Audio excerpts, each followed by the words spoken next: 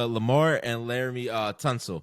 So, yeah, I want to relate this back to one another. Do you remember Laramie Tunsil from the draft? Of course. Right. So he was a player that, if you don't know, he was a player that at the time of the draft, it came out like a picture of him or a video of him taking like a bong rip out of the mask. Like a gas mask. Out of the gas mask. Which this is why I love. What's the old punter for the Colts? Dave McAfee. McAfee called up all the execs. It was like, yo, we need to take this guy. And you're like, what? Are you crazy? Like, I just want to let you know how hard it is to take that and not even cough. So his lungs and his in-shape abilities is crazy. Yeah. Fucking draft this guy. Yeah. And he's fucking right. And he's 100% right. So this is where we relate them, right? Laramie Tunsil now is a left tackle. Goes out with no representation on his own strength with the Texans. Yeah. And goes out and manages to become the highest paid tackle ever with the $75 million contract, $50 million guaranteed for 3 years. It's his second time in his career getting a contract that makes him the highest paid tackle. And guess what? He's only fucking, he's 28. So in 3 years, he's going to get another one. Yep. So one of the smartest players. Yep. Get paid again, right? One of the smartest players. You might say, like, the reason the left tackle is paid so much is because they're the best protection for your quarterback, right? And on the other side, we have Lamar Jackson, who can't get a contract done, and the news just hit that he's demanding a trade and wants to be traded. I do not think that – I was talking to some people. It was a Ravens fan, and when the news hit that night, I went to the gym. A guy had a Ravens hat on, and I was like, you guys are fucking dumb. This goes out to Javon and everything. I'm like, you guys are dumb, man. Pay this fucking guy.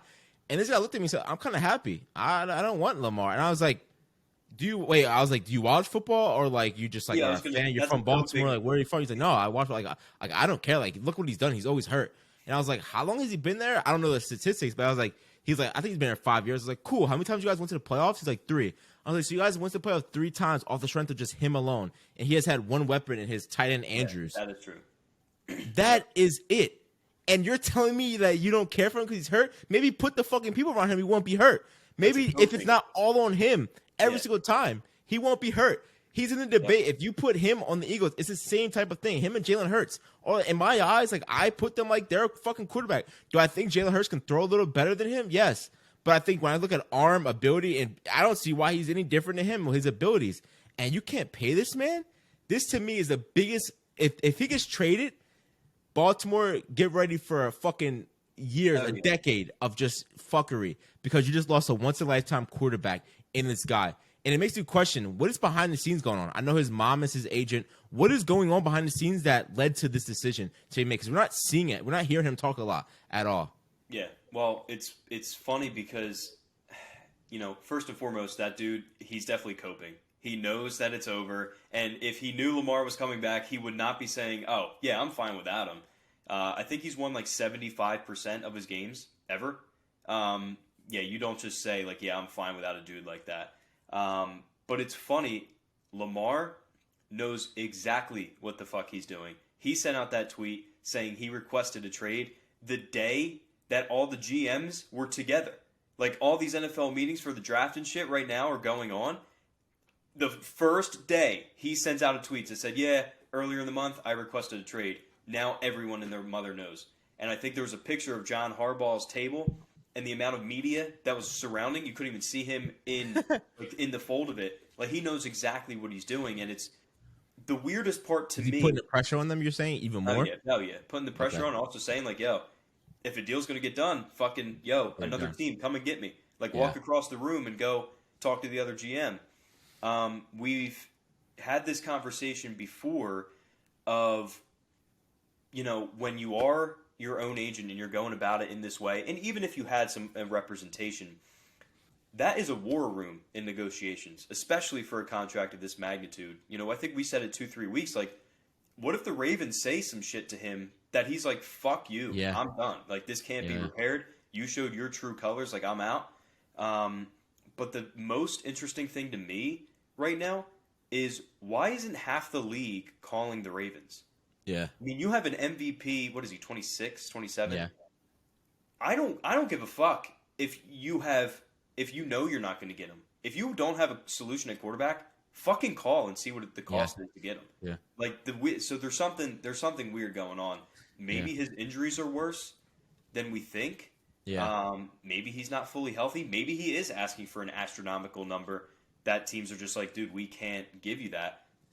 I don't know, but it's really, the whole situation is really weird and unfortunate. Because when I looked at it, I was just like, it makes no sense, because there's teams out there like the Colts, the Falcons, who are out there like that and need these players. And people were talking about he is a hard quarterback to get into a new system because you have to change your whole system.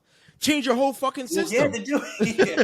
Like, I don't know what to fucking tell you. It's not like you're just drafting a fucking left-handed quarterback like a fucking, like some schmo from college. Like, it's fucking Lamar Jackson. Like, what are we doing here? Like, this guy's been a stud since he was in fucking high school. Like, in Miami, like, you know, like, what are we talking about here? Like, I would change everything. You know what? Yeah. Get rid of my whole fucking the offensive line. Let's get offensive linemen that are fucking can protect even crazy, can pass protect like crazy. And I don't know what to tell you. Get an offensive coordinator. I'm sorry, you're my best friend. Fuck you. You're out of there.